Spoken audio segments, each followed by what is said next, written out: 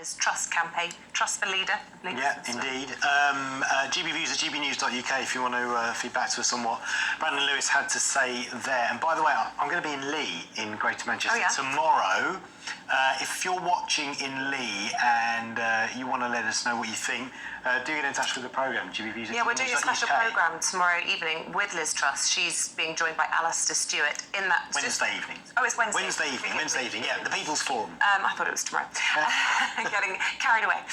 So anyway, that's a big coup for us. We're excited about that here on GBNEWS. Yeah, it is 8:46. Should we continue the paper review? Yeah, just thoughts, both of you, on what we heard from Brandon Lewis there. Actually, the comment at the end when he said the current Chancellor, I thought that was rather ominous. Yeah. Suggests possible looming changes to the cabinet, but anyway, I didn't want to drill into that too much. Emily, initial thoughts? Well, it's quite interesting that he's having to very much make the case for cutting taxes, which is something that you'd presume most people would be in favour of, but it just shows how much that message that we can't afford tax cuts is really cutting through to people, whether it's wrong or right. The economists that back Liz Truss would argue very strongly that we do have space for tax cuts, and that's the way to grow the economy. But I think Rishi Sunak's line that, hold your horses, is actually, people are listening to that. Yeah, well, it shows, Christopher, isn't it, that there's what the grassroots members of the Conservative Party feel, and then there's the rest of the country. Absolutely. Two different things. Totally different things. I mean, that's why I don't understand why they aren't saying today, this is the new Prime Minister. Because it's only about, is it hundreds of people?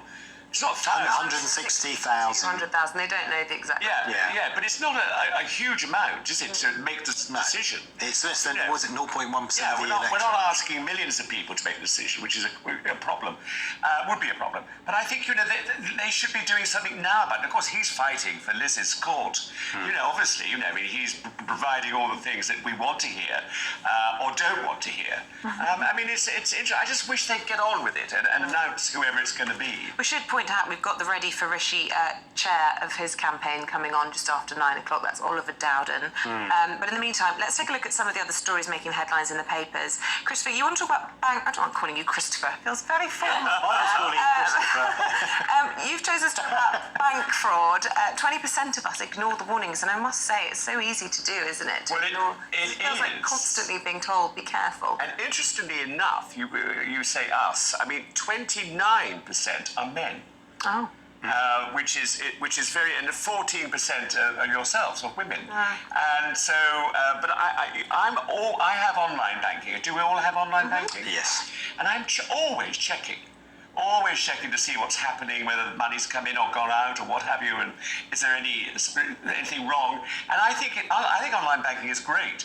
And I think there are problems because, fraud is so high at the moment, especially in banking. I've had some friends who've sued banks, really big banks, for a lot of money, and bank managers have gone to prison. Yeah. And I think you've got to be very, very, very, very careful nowadays. Yeah. Because not even banks are as safe as they make out. Wow. I also find that cash is very odd now. Nobody seems to take... I went the other day to the theatre, and I went to buy some drinks in the interval, and they said, oh, no cash. Yeah. What do you mean no cash? It's ridiculous. Yeah. Whereas my kids have gone on a sports camp this week and they have a tuck shop, and in the tips I was packing their bags last night, we were told swimming stuff, this and the other, and then you're supposed to give them cash for the tuck shop, and I was like, I don't have any cash. My poor kids are going to be the ones they're not going to have any treat, and they're going to have to go and sort that out. I wish I'd been there. I always carry cash. Yeah. Good to know. Talking of pocket money, Emily, in The Guardian, page 15, apparently it's down. Yes, all these kids won't have any pocket money to spend in the tuck shop anyway. Apparently, the average weekly pocket money given to under-16s has fallen to £4.99 this year from £6.48. Sorry, how much? So the average under-16 gets £4.99 a week pocket money. Right. So a fiver. Okay.